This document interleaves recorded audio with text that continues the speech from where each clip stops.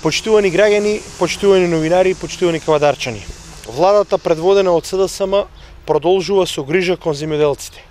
Исправена е долгогодишната неправда кон лозарите од нашиот регион. Во текот на вчерашниот ден исплатени се парите кон приватните винарници Повардарие и Стефани Винарија, кои што им должиа на лозарите за предадено грозје од 2015 и 2016 година. 77 милиони денари или над 1,2 милиони евра се исплатени кон над 2000 лозари од Тиквешкиот регион за неплатеното, а предадено производство. Овие пари се враќаат директно кај лозарите за да ги вложат во ново производство за квалитетно грозје. Ова е пример за вистинска грижа кон земјоделците, кон лозарите, кон граѓаните.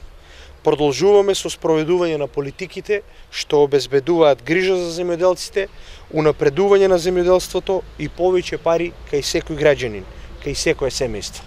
Благодарам.